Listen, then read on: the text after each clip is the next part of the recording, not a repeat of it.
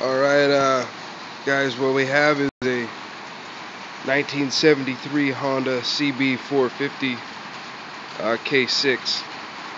When I got this bike, it was completely stock original with the seized piston, so we had to build it from the ground up, literally. I watched just about every video on YouTube for Honda bobbers, and I just figured we'd make our own here and show you a few of the things that we did. Obviously, changed out the tank,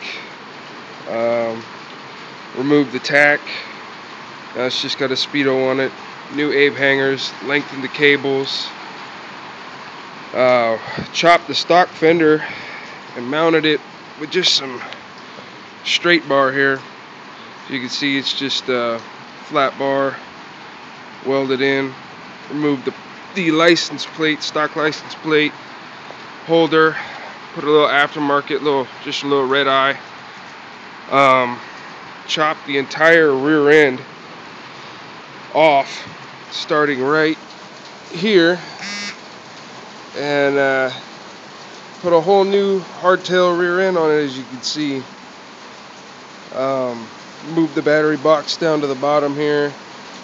Had to extend the manual brake lever. I don't know if you can actually see in there. Right here we go. We had to use some M61 and extend it all the way out to the drum here.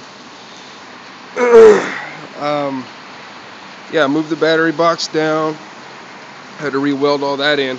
Basically what we had to do was cut the stock frame right here and go underneath where the exhaust is here, kind of drill a hole and MIG-TIG fill it.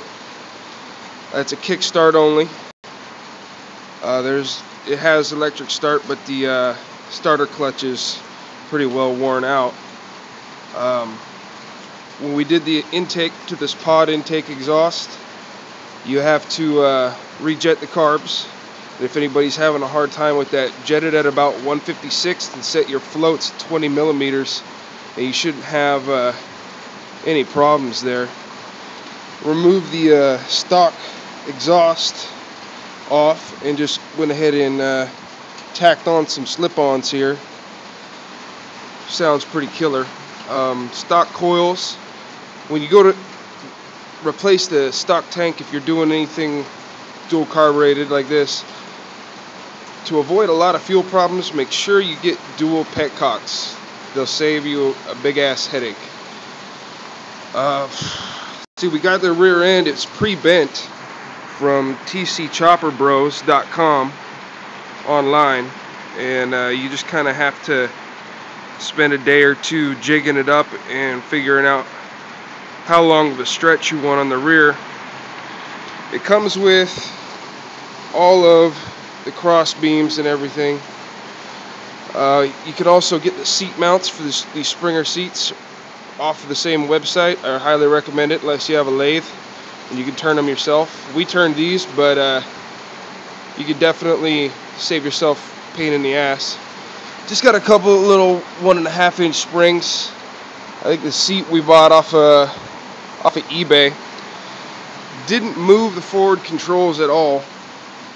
Left them stock, so it's got that stock bobber look. The seat's kind of up tall and sits back. It's a lot of fun to build. I love this bike. Contrary to popular belief, these little 450s, they're the first Honda sport bikes on the market, and they get up and move. If you got to get out of the way, they'll do it. I'd start it up for you, but I had surgery, so I can't really hold it up and kick it over at the same time. With the long stretch on the rear end, you have to replace the chain, and there's really no way to make a solid chain, so you end up with two master links in the chain. It's really not that big of a deal as long as you put the links in the correct way.